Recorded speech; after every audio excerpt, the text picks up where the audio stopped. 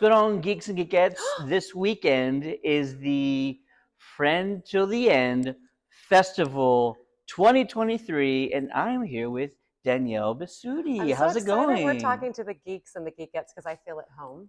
Absolutely. Weirdo geek that I am. Welcome. Thank you. How's Texas so far? Well, I love San Antonio. Actually, I've been here a few times. One of my good girlfriends lives here. I love the Riverwalk. I have been to the Alamo.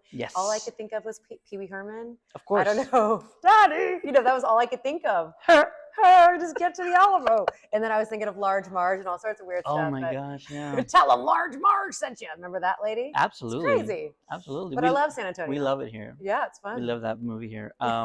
It's iconic to us more than anybody else probably. But welcome. You are here because you are here for the celebration of the Chucky franchise. What does it mean to you that after all this time since Curse of Chucky Wow. that you're still being celebrated and fans are still coming up to you for this movie? Goes to show you the lasting power of this murderous doll. I mean, he screwed up all of our childhoods, right? Right. And those are our formative years. So it's like seared into our neural pathways. You can't get the doll out. And I think that's why you just can't kill the little fucker. You know what I mean? You just can't get rid of him. And I think that, listen, Barb was a fun character. Yeah. Don Mancini's a genius. He wrote one heck of a role. I'm Sounds so great. lucky I got to play her. And a lot of fun surprises with Barb. She was more than meets the eye with that character. And look, I'm one character in one of the franchise, and the fact that people are still wanting to like meet and greet is fantastic, and I'm just happy to be here. Absolutely. And you've done some other horror stuff that I'm going to ask you about, Okay. but have you always been a fan of horror? No, it terrifies the hell out of Really? me. No, I mean, but here's what's funny is like I love Stephen King. Okay, Sure. obviously love the Chucky franchise. Like when you start getting into like crazy things like with chainsaws or like Freddy Krueger like nails, like I don't like the Can't do it. blood. I don't like the gore, but I like the fear. And I Ah, love very the nice. emotional and intellectual, like psychological fear of it. I like exploring or seeing the darker sides of humanity and then a character going from that darker side and maybe trying to find the light or someone battling that. I'm interested in that. But when like people's fingers are getting hacked off, I'm like, gross. So no Saw for you. No, sorry, James. We're not going Wan, to see her in the who Saw I universe. love. Obviously, I love James. Got to do Insidious with him. Yeah, you're And in the Conjuring universe. I'm in the Conjuring universe. Yes, the mother of death. My Christian parents are so proud. Which I love. I love, by the way. It's like we're getting a Marvel cinematic universe, but in the horror genre, and they've taken it to places I didn't think they could go. So it's just quite an achievement that they've been able to do that. What was your fondest memories of working on that film? Well, let's see. I mean, James is a master of his craft. Yeah. I got to work with Patrick Wilson, Barbara Hershey, who I grew up watching and wanting to be like. I mean, Beaches was one of those like remarkable films, like seared into my brain as a young girl, and also Rose Byrne, who's like the nicest human being on the planet. And then yeah, of course, working with James Wan and being a part of this legacy, in that paranormal Yep. universe, and also too like what possesses a person. Like you could kind of see it metaphorically as well. I thought that the Lee Wanell has written an incredible franchise, and I did not have any idea what it was because I didn't see the first one. Not into horror, yeah, yeah. No, because it's terrifying. It and is. So I had to do the research when I booked it. I'm like, oh shit! Now I got to like get into it because I'm gonna pee my pants. Yeah. And I watched the first one and I was terrified. Of course, the little demon with his little finger Oh, sharp. love Remember when he it. was sharpening it with the Tiny Tim song? So good. Tiptoe through the tulips. I'm like, this is horrifying. And I was like, I have to be the scare factor. I am the specter of a James Wan film. I got to bring it. So I dug into my dark side and I slapped the hell out of my child. It was amazing. You were wonderful. Thank you. And I love especially that first Insidious film. Every now and then a movie comes along that really pushes the genre forward, like evolves the genre. Scream did that in a lot of ways, and Insidious really did that, and it brought a lot of new elements and new ways to scare people. Actually, I think it also rehashed a lot of very core ways of scaring people. Very primal. Yes. Yeah. Very primal. And well, there was always that fear of that, like the woman in white, which is so brilliant. Like you almost feel like you see her in the corner, or Mm-hmm. she's sitting in that rocking chair, and James Wan just like laid right into it. And he was a master with the choreography with the camera as well. And so was Don Mancini, by the Sure. way. Like, just, and I think that that's like one of the tenets of a good horror film is you're taking the audience along with you, and you're allowing them to see what you want them to see, because the Right. big reveal's around the corner and everybody's on the edge of their seat. And then, then the sound cue, and like everybody's like, oh my God.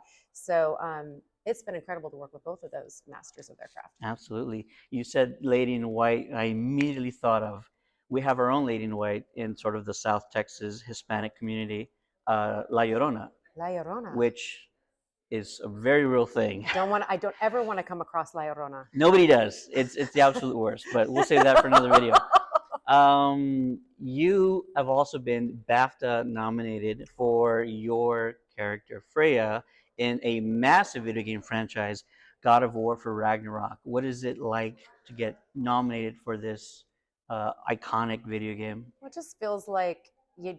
It kind of just feels like all the sacrifice you can make in your craft, because the industry can be brutal at times, and you're always going out there and you're doing your best and you're working on a bunch of projects, and then you're not working on projects, and all roads led me to Freya, is what I would say. I really feel like I say the God of the universe led me to the God of War, which has now changed my life, and it has. And I've been able to channel so much of myself into the role in the 2018 game God of War, which I got a nom for that. And when I found out that I was personally nominated in the first game, I wasn't really on Twitter and social media, and I was kind of on it. And I remember one of the writers was like, "Congratulations on the BAFTA nom," and I thought he just meant the game.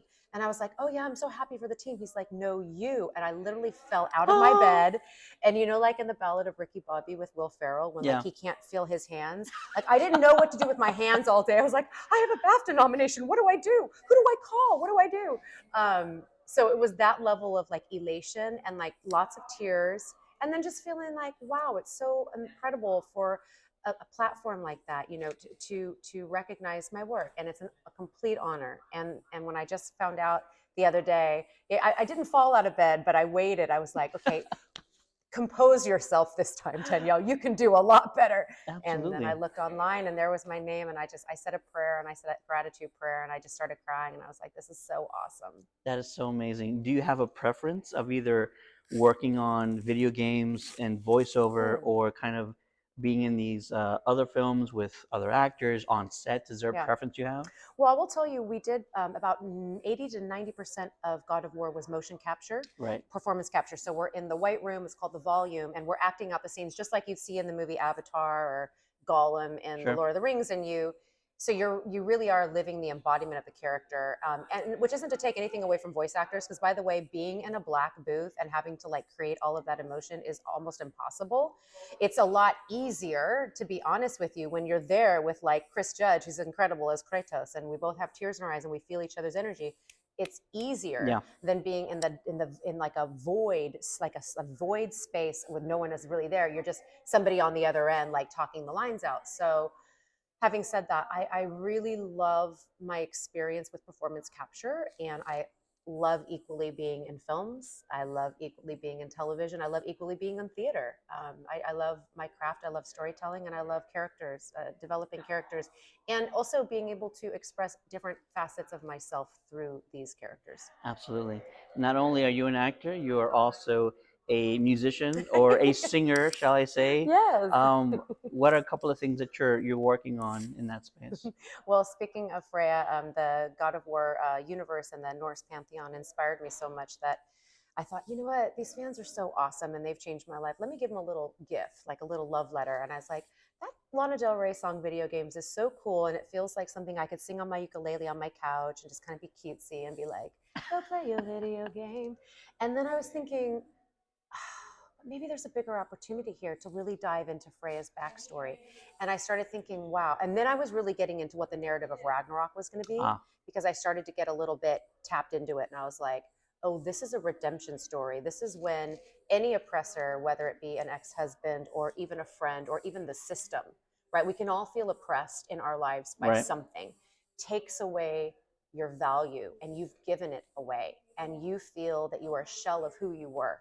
So this music video is all about Freya and the Valkyries, remembering that they were shield maiden warriors meant to go out and scoop up the noble soldiers, the fallen soldiers, bring them to Volkvogner and bring them up to Valhalla. And that is what the music video is about. It's a self-empowerment story. I love it. I love it. That's brilliant. I didn't know you that so much would go into it, but yeah, that's amazing. Neither did I. Neither did I. I was like, so I was like, can't you just keep it simple? I'm like, I'm trying. I'm really trying. But I will tell you that it turned out beautiful. If I do say so myself, like my music partner Rob Christie and I like recorded the hell out of it, and like we dialed in every war drum, every snare drum. As you heard there was a harp. Oh yeah. There's cellos, and we wanted it to give it sense that we were going to Ragnarok, that epic war. Something that Bear McCreary would compose, right? Absolutely. It's my favorite. I love you, Bear. And then it was like, okay, well now we have to have the epic costumes. Like this has to be like cosplay plus. This can't be like I went into the Rite Aid or CVS and got myself something out of a piece of plastic. So we went to 5 different wardrobe houses, the hair, the makeup, the feathers, the beads. I mean, we did it all. I love it. I have a great team. It sounds like it. I keep coming up with crazy ideas and they keep saying yes. It's your fault. I blame you. You're just enabling her. That's all this enabling is. the madness. But yeah, my partner Amber Montrevino produced it with me, and my other partner Stefan Colson's my DP on all my projects. So if it wasn't for those 3 people, I wouldn't have. Where can people find it? Okay, you can go to Perfect Timing Productions. That's it. At Perfect Timing Productions on YouTube. If you like it, please subscribe, please share, please like. And I think anyone that loves fantasy, you know, if you love mythologies, if you love kings, queens, the whole deal, you're gonna dig it. If you like Lana Del Rey, you'll dig it. And if you love Danielle, come see her at the Wonderland of the Americas Mall this weekend from 11 a.m. to 6 p.m. for the Friend to the End Festival 2023. Thank you so much. Be my friend to the end. I need a few. Come on down. The geeks need to band together. Absolutely. Love you guys. See you there. Hope we see you. Hey guys, AJ Nowing here. For more Geekcast episodes, subscribe to us on your podcast app and please write us a review. Be sure to like us at Facebook at facebook.com/CountdownCityGeekcast. Follow us on Twitter at ccg_podcast or visit our website at www.countdowncitygeekcast.com. See you later, guys.